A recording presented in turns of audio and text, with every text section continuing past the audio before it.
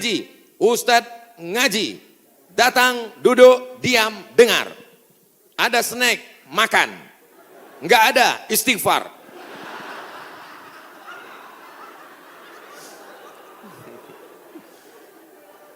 Ustadz Somad, saya manusia banyak dosa, tidak sholat Jumat.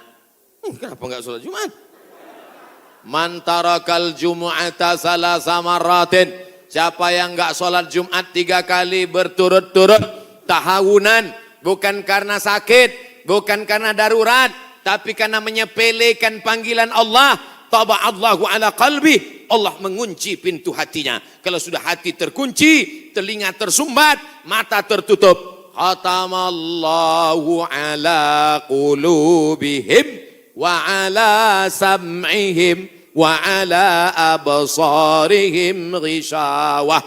3 kali sholat Jumat kau tinggalkan, Allah mengunci pintu hatimu. Siapapun yang ceramah tak akan masuk ke telingamu. Na'udzubillah. Saya ingin bertobat dan sudah menjalankan taubat, maka sholat Jumatlah engkau. Siapa yang datang hari Jumat saat yang pertama seperti berkurban seekor onta, datang pada saat yang kedua seperti berkurban seekor lembu, datang saat ketiga seperti berkurban seekor kambing, datang saat keempat seperti berkurban seekor ayam, datang saat kelima seperti berkurban sebutir telur ayam. Sekarang banyak yang datang hari Jumat, jangankan telur ayam, telur puyuh pun nggak dapat. Datangnya kapan? Ketika khotib sudah naik ke atas mimbar, jamaah Jumat yang dimuliakan Allah, baru dia datang. Terlambat, udah terlambat sholat sunat lagi. Allahu Akbar. Pakai baju kaos tertulis, emang masalah buat lo. Orang kalau taubat itu malu sama dosa-dosa masa lalu, bukan bangga. Ini banyak juga orang udah taubat.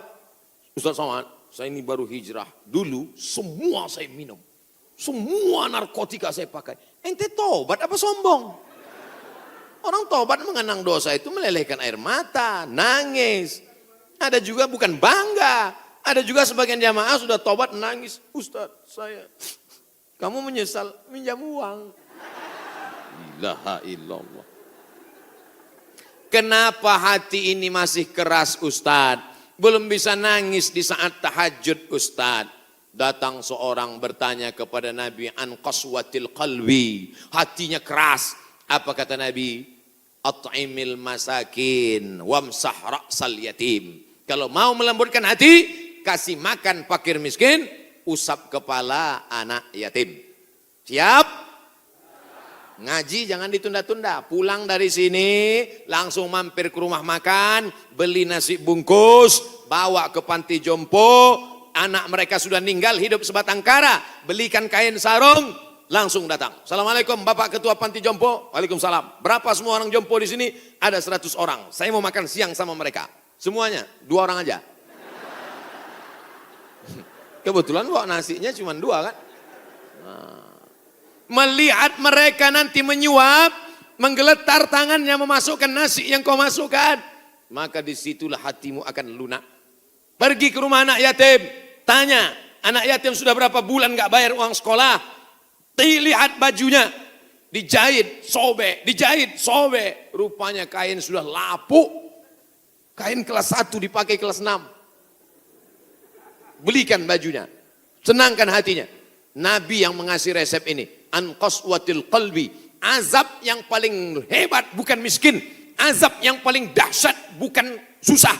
Azab di atas azab adalah hati yang keras. Wa inna minal hijarati lama yatafajjaru minhul alhar. Ada batu keras tapi masih bisa mengalirkan air. Wa inna minha lama yahbitu min khasyatillah.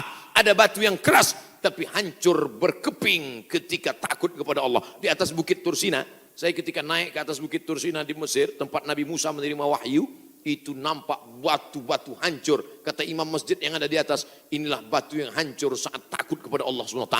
Tapi kalau sudah hati menjadi keras, maka tak akan meleleh apa-apa.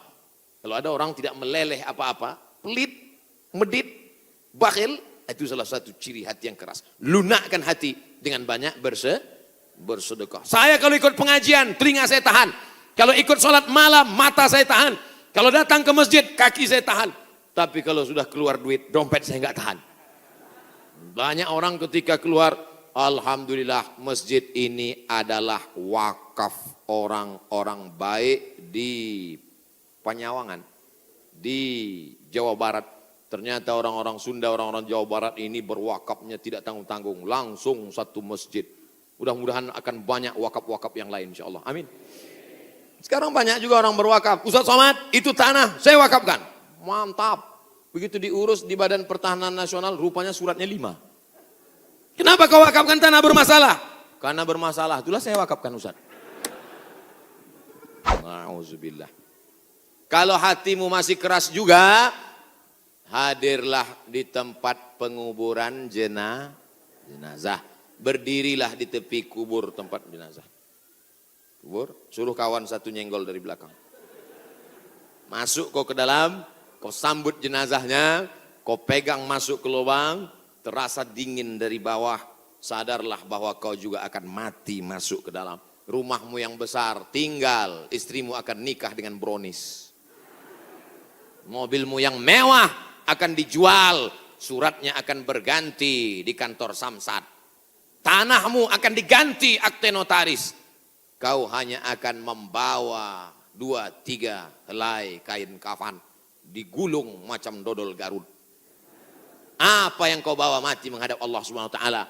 Ada orang Islam mati bawa seragam, ada. Tadi saya baru dikasih jaket kulit, sayang sekali, tapi jaket itu pun tinggal kalau kau mati Abdul Somad.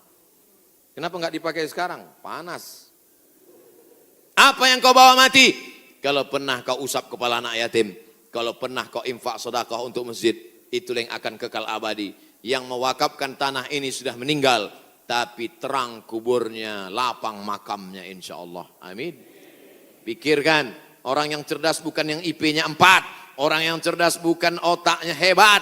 Al-Kayyis, orang yang cerdas, mandana nafsahu, mampu menekan hawa nafsunya, wa amila lima ba'dal maut.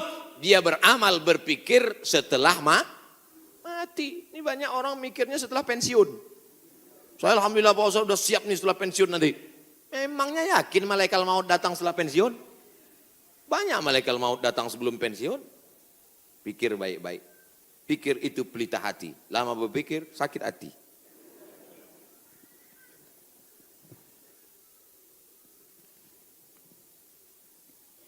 Bagaimana kita bisa membedakan musibah, cobaan, bencana, atau azab? Seperti ujian dosen. Misalnya virus corona yang sedang merebak sehingga dampaknya pada kaum muslimin, khususnya muslimin di Indonesia yang tidak dapat melaksanakan ibadah umroh. Pertanyaan dari Bapak Ridwan Ahmad Faizin Emrian Abidin Bandung. Ternyata ini pertanyaan kolektif. Misalnya saya demam.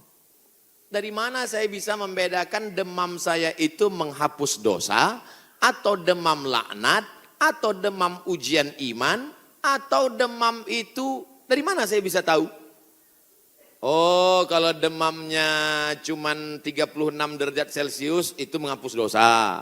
Kalau 40 derajat itu laknat. Kalau 100 derajat kebakaran. Di mana kita bisa tahu?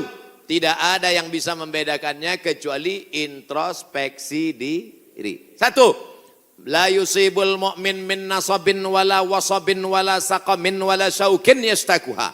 Kalau ada orang yang kena susah hati, gundah gulana, sakit, duri menusuk tapak kaki, keluar dari rumah, lupa pakai sendal, melangkah, duri menusuk tapak kaki, illa kafarallahu anhu biha sayyi'atuh, maka dengan itu sebenarnya Allah ingin membersihkannya dari dosa. Makanya kita selalu husnuzan. Ana, dalam hadis kursi, apa kata Allah? Ana inda husni zanni abdi bi. Aku menurut prasangka hambaku kepadaku. Maka kalau kita kena penyakit, yang pertama husnuzan pada Allah, bahwa sebenarnya Allah ingin membersihkan kita dari dosa. Yang kedua, saya enggak ada dosa Pak Ustadz. Apa dosa saya? Saya enggak pernah minum khamar, saya enggak pernah sabu-sabu, saya enggak pernah berzina, saya enggak pernah pakai narkoba. Dosamu adalah ketika kau merasa bahwa kau tidak berdosa. Itulah dosa. Dosamu adalah ketika engkau sehat, tapi tak kau pakai mensyukuri nikmat Allah. Itulah dosa.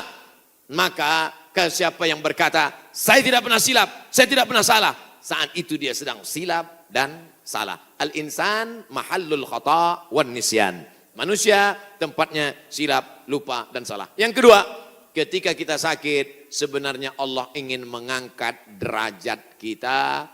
Karena sebetulnya amal kita tidak cukup. Kita sudah ditempatkan di tempat surga Jannatul Firdaus. Tapi ketika malaikat ditanya, sudah cukupkah amalnya? Belum.